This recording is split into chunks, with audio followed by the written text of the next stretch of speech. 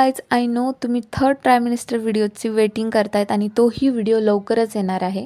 पण तो व्हिडिओ आपण थोडंसं स्किप करतोय, थोडासा लेट पोस्ट करतोय, कारण मला त्या व्हिडिओमध्ये मी जो डाएट फॉलो केला, मी जे फिटनेससाठी जे एक्सरसाइजेस होते ते फॉलो केले आणि हेल्थसाठी ज्या ज्या छान छान गोष्टी ट्राय केल्या आणि त्या मला यूजफुल ठरल्या आहेत. सो त्याही गोष्टी मला तुमच्यासोबत त्या व्हिडिओत शेअर करायच्या, त्यामुळे तो व्हिडिओ आपला थोडासा लेट होतोय. पण त्या आधी तुम्हाला खूप छान छान व्हिडिओज बघायला मिळणार आहे. सो हा यूजफुल आजचा व्हिडिओ नक्की बघा आणि बाकीच्या व्हिडिओसाठी सबस्क्राईब करा. Hello guys, welcome back to my channel आणि तुमचं पुन्हा एकदा स्वागत आहे माझ्या एका नवीन व्हिडिओमध्ये. तर तुम्ही माझ्यासोबत आता जुडलेले आहातच माझ्या प्रेग्नन्सी जर्नीसोबत. तो त्याच्यातलाच एक महत्त्वाचा पार्ट आहे, म्हणजे डिलिव्हरीसाठी आपण बॅगेमध्ये काय काय घेऊन जातो. तर तुम्हाला स्पेशल हे मी दाखवणारच आहे, पण त्यासोबत मी थोडक्यात म्हणायचं तर तुमच्यासोबतच मी माझी डिलिव्हरीची बॅग पॅक करत आहे. कारण 2-3 दिवसापासूनच, म्हणजे बरेच दिवसापासूनच काय काय न्यायचं आहे, काय काय खरं मला गरजेचं इम्पॉर्टंट आहे.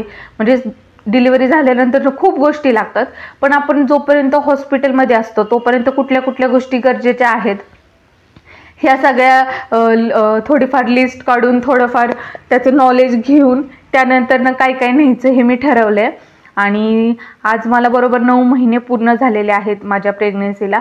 सो मला वाटतं हा बेस्ट टायमिंग आहे की आता ह्याच्यापेक्षा जास्त लेट करणं काय गरजेचं नाही आहे. कारण जर तुम्हाला मला जर सजेस्ट करायचं असेल तर मी सांगेल कधीही तुम्ही 9वा महिना स्टार्ट झाल्यानंतरच तुमची बॅग पॅक करून ठेवा. कारण प्रत्येकाची प्रेग्नन्सी वेगळी आहे, त्याच्यामुळं कधीही तुमची डिलिव्हरी होऊ शकते. आणि मला थोडंफार आपल्याला डॉक्टरकडनं माहिती होतंच की आपण कधी होऊ शकतो कधी नाही, त्यामुळे मी ही थोडीशी निवांत होते.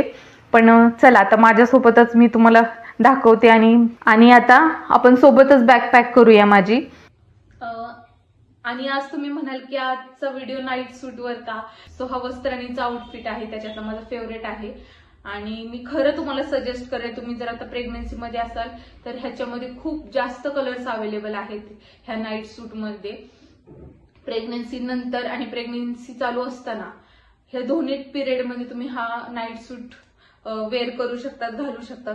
आणि अशी प्रेग्नन्सी ही नसेल तरी सुद्धा तुम्ही हा नाईट सूट वेअर करू शकता. खूप कम्फर्टेबल आहे आणि माझं जसे आपण रोजचे रेग्युलरचे कपडे चेंज करत असतो, नाईट कपडे वगैरे घरी घालत असतो, त्यातलं मला रोज 2 दिवसानंतर किंवा 1 दिवसानंतर हा ड्रेस मी घालतेच, कारण की मला खूप कम्फर्टेबल वाटतं. आणि ह्याच्या खूप बऱ्याच साईज अवेलेबल आहेत. सो त्यासाठी हे माझी बॅग जी मी ठरवली आहे ही घेऊन जायची आहे. आणि मला वाटतं ह्याच्यामध्ये फक्त माझं जास्त सामान बसेल आणि थोडंफार काय बेबीचं असेल ते, कारण की आपल्यासोबत जर कोणी येणार असेल, थोडक्यात आपले घरातले असतील जे आपल्यासोबत राहणार असतील. आता मला पण माहीत नाही आहे, ट्राय तर नॉर्मल डिलिव्हरीसाठी आहे, पण माहिती नाही आपल्याला किती दिवस राहायचे आणि आपल्यासोबत कोण थांबणार आहे. सो त्यांची बॅग वेगळीच असणार आहे. ही फक्त प्रायमरी बॅग आहे जी 1-2 दिवसासाठी आपण मॅनेज करू शकतो, 1-2 दिवसाच्या ह्याच्यामध्ये. सो त्यानुसार मी ही बॅग घेतली आहे. स्वतःशी करूया की सकाळपासून आपल्याला काय काय लागेल, सो त्यानुसार आपण पॅक करूया. करून ठेवलं होतं, बॅगेत टाकून ठेवलं होतं की मी विसरायला नको म्हणून. त्या गोष्टी तुमच्यासोबत शेअर करते. तर मला वाटतं की ही ट्रिक खूप छान आहे आणि लक्षात राहण्यासारखी आहे. जर आपण बॅग पॅक करत असेल कुठेही जाताना तर आपल्याला किती दिवसासाठी राहायचंय हेच मॅनेज करून आपल्याला सकाळपासून संध्याकाळपर्यंत कुठल्या कुठल्या गोष्टीची रोज गरज पडते आणि आपण आता तेही घ्यायला हवं, हे लक्षात करून वस्तू घ्यायला हव्या. सो मी तीच ट्रिक वापरते आता.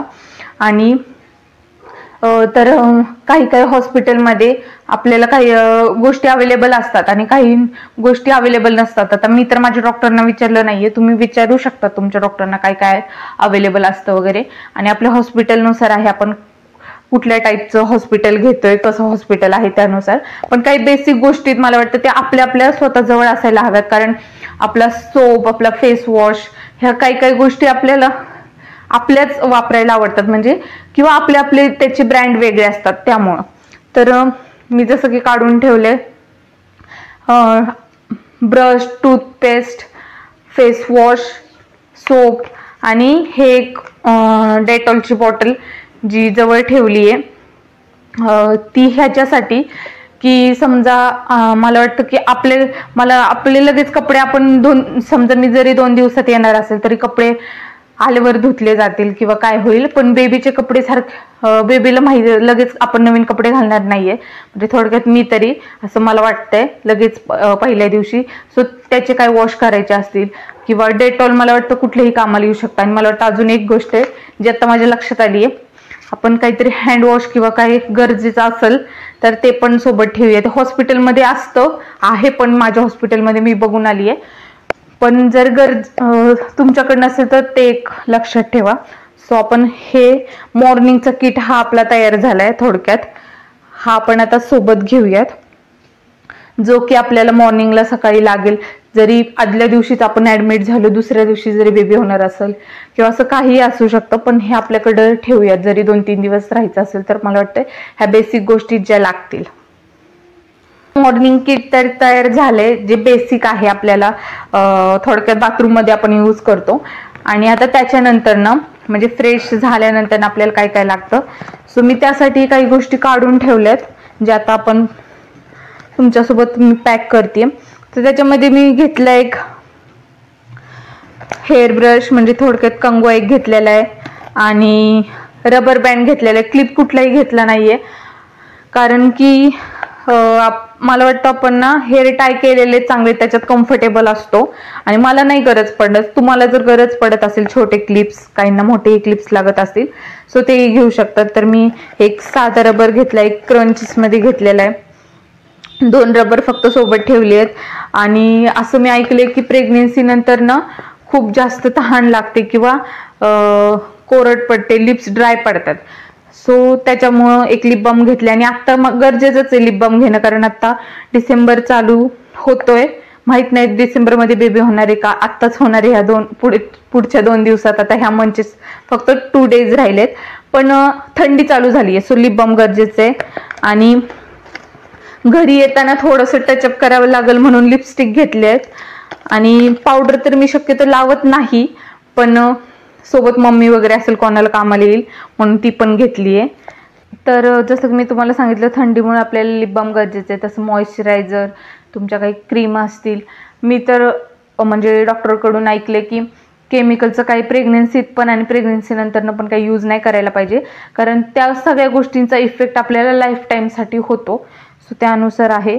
आणि मला तुमच्यासोबत बॅग पॅक करत असताना माझ्या आता गोष्टी लक्षात आल्या. मॉइश्चरायझर, ॲलोवेरा जेल, म्हणजे जे काही मी यूज करते, स्किन केअरचं आपलं सगळं सोबत घ्या, मी थोडक्यात सांगेल, जे की आपल्याला सकाळी फ्रेश झाल्यानंतर न लागेल आणि आपण करू शकतो. म्हणजे सगळं काही घेऊ नका असं की सिरम वगैरे, मला वाटतं ह्या सगळ्या गोष्टी आपल्याला करायला वेळही मिळणार नाही.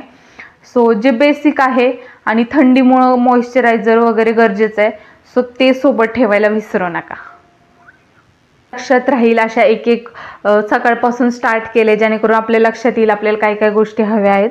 आणि मी पण काही जसं आठवेल तशा गोष्टी साईडला काढून ठेवते. आणि आता तुमच्यासोबत बॅग पॅक करत असताना माझे काही काही गोष्टी लक्षात येत आहेत, तर त्यानुसार आपण भरतोच आहे. तर आता मी अजून काही काही गोष्टी घेऊन ठेवल्यात नेण्यासाठी, त्याही तुम्हाला दाखवतेच आहे. सो मला वाटतं आणखीन ज्या 2 गोष्टी आहेत त्याही मला वाटतं तुमच्यासोबत शेअर करायला हव्यात. सो आपल्याला म्हणजे आपली डिलिव्हरी झाल्यानंतर ना आपल्याला पॅडची किंवा पिरियड पॅन्ट्सची गरज पडते. सो ते पण आपण आपल्यासोबत ठेवणार आहोत. आणि मॉर्निंग नंतरनं जर थोडक्यात जसं आपण स्टेप बाय स्टेप चाललो तर ही गोष्ट एक लक्षात येते. सो मी ज्या ब्रँडचं घेतले किंवा जे घेतलंय त्याची लिंक किंवा त्याचं नाव तुम्हाला डिस्क्रिप्शनमध्ये देईल, आणि जर तुम्हाला घ्यायचं असेल तर लिंकही त्याची देईल. सो तेही मी सोबत ठेवलेलं आहे. थोडक्यात 3 दिवसानुसार मी सोबत ठेवले, आणि जे एक्स्ट्राचं आहे ते घरी ठेवलेलं आहे. सांगायचं म्हटलं तर आपल्याला घरून टिफिन वगैरे येत राहील किंवा घरचं कोणीतरी आपल्याकडे येत राहील, तेव्हा आपण घरून आणायला सांगू शकतो जर जास्त दिवस राहायची वेळ आली तर. आणि मी असं होप करते की माझ्यावर 1च दिवस राहायची वेळ यावी आणि लवकरात लवकर मी घरी यावे. आणि सो त्यानुसार मी फक्त हे घेतलेलं आहे, जे खूप जास्त गर्ल्सला गरजेचं आहे. मी सांगेल की म्हणजे मी लोकांचा एक्सपिरियन्स ऐकलाय आणि बघितले, नेटवरती पण एक्सपिरियन्स ऐकले आणि बाकीच्यांचं ऐकले, त्यानुसार मला वाटतं पॅडपेक्षा पिरियड पॅन्ट्स जास्त गरजेच्या पडतील. आता मी नंतरचा अनुभव सांगेलच की मला काय अनुभव आला वापरल्यानंतर ना. सो आत्ता सध्या तर हे आपल्या बॅगमध्ये पॅक करूयात. आणखीन एक मी सोबत घेतलेत वेट टिश्यूज. जर आंघोळ करायला नाही सांगितली पहिल्या दिवशी, माहीत नाही, मला पण माहिती नाही आहे. सो पहिला अनुभव आहे, त्यामुळे माहिती नाही की लगेच आंघोळ करायला सांगतील नाही, म्हणून वेट वाईप्स घेतलेले आहेत. आणि मी वेट वाईप्स तुम्ही बघाल तर हे बेबीच्या घेतलेल्या आहेत. ॲक्च्युली मी माझ्याकडं पण माझ्यावाले मला वाटतं झुडिओच्या माझ्याकडे आहेत, पण मी ह्या ना डबल घेण्यापेक्षा मी एक असं माझ्या डोक्यात एक आयडिया आली की आपण आपल्या गोष्टी बेबीसाठी लगेच वापरू नाही शकत, पण बेबीच्या आपण वापरू शकतो. जसं की आपण मेकअप रिमूव्ह करायला बेबी ऑइल वगैरे वापरतोच ना. सो मी हे वाईप्स घेतले जेणेकरून बेबीला पण कामाला येतील आणि मला पण कामाला येतील. आणि ह्या आहेत मला वाटतं ह्याच्यामध्ये भरपूर 72 वाईप्स आहेत. सो मला वाटतं हे खूप दिवस कामाला येणार आहे. सो ह्याचा एक पाऊच खूप इनफ झाला. आणखीन मी कोंबोमध्ये पाऊच मागवले होते आणि चांगल्या नीट चेक करून मागवले होते, कारण आता आपली स्किन नाही आहे, बाळाची स्किन आहे, हा विचार करून सगळ्या गोष्टी मी घेते. सो त्यानुसार हे वाईप्स एक आहेत, ह्या पण आता आपण बॅगमध्ये टाकूयात. ह्याची ही गरज आपल्याला 101% लागणार आहे, हे कोणी यूज करू शकतं. सो त्यासाठी आता जी पुढची गोष्ट आहे जी आपल्याला लागणार आहे ते म्हणजे टॉवेल आणि आपले काही इनरवेअर असतील ते. सो आता ते पण मी तुमच्यासोबतच पॅक करून ठेवते बॅगमध्ये, जे की लागणार आहेत. आणि मला फक्त एक बॅग घेण्याचं कारण मी बघितलं नेटवरती तर खूप जास्त काही मुली 2-2, 3-3 बॅग सोबत घेत आहेत. पण मी खूप जास्त अपेक्षा करते की नॉर्मल डिलिव्हरी होईल आणि मी माझ्या डॉक्टरनी सांगितल्यानुसार मला एका दिवसात सोडून देतील. सो मी त्यानुसारच चालली आहे, कारण की माझा प्रयत्न आहे नॉर्मल डिलिव्हरी व्हावी आणि मी लवकर घरी यावी. सो त्यानुसार मला वाटतं एक बॅग इनफ आहे, कारण मग आपल्यालाही त्या गोष्टी पटकन सांगता आल्या पाहिजे दुसऱ्यांना आपण कशात काय ठेवलं आहे आणि सापडल्या पण पाहिजे. त्यासाठी ड्रेस वेअर करणारे, कुठला गाऊन वेअर करणारे, तर मी घेतलेले आहेत 2 फिडिंग गाऊन, जे की गरजेचे असतात बेबी झाल्यानंतर ना. सो मला वाटतं 2 ठीक आहे, आलटून पालटून घालू शकतो जरी 2 दिवसापेक्षा जर राहावं लागलंच तर त्यानुसार मी हे 2 घेतलेले आहेत. आणि मला माहिती का नाही आवडत, आणि मला असं वाटतं की मला ते चांगले पण दिसणार नाहीत, घातले तर मला खूप काहीतरी त्याच्यामध्ये युनिक घालायला आवडेल, म्हणजे जे ड्रेससारखे वाटतील किंवा जे बॉडीकॉन ड्रेससारखे वाटतील, नॉर्मल ड्रेससारखे वाटतील. सो त्यामुळे मी काय आधीपासूनच मला सवय नाही आहे, त्याच्यामुळे मी तुम्हाला दाखवल मला काय कसं आवडतं. तर हे ड्रेसेस आपण प्रेग्नेन्सीमध्ये घालतो, म्हणजे थोडक्यात मी हे ना अगोदर जरी घेतले असते ना तरी पण मी घालू शकले असते, पण मी चेन आहे फिडिंगसाठी. सो त्यामुळे मी आधी काही मागवले नाही किंवा घेतले नाहीत. सो ह्याच्यामध्ये मी 2 छान असे फ्रेश कलर घेतलेत. आणि ह्याच्या मागं पण एक कारण आहे, ते म्हणजे की मला एकतर गाऊन आवडत नाही आणि पहिलं बेबी आहे आणि सगळ्यांनाच घरातल्यांना एक्साइटमेंट असते आणि पुण्यातच आहे आणि अशा ठिकाणी आहे की तिकडं सगळे येऊ शकतात, पाहुणे वगैरे म्हणा, फ्रेंड्स म्हणा, जरी भेटायला आले तरी. आणि मला हे परत तर ऑब्वियसली आपण अंबानी नाही आहे लगेच लगेच घरी आल्यावरती वेगळे ड्रेसेस घालणारे, हेच मी परत वेअर करणार आहे ना.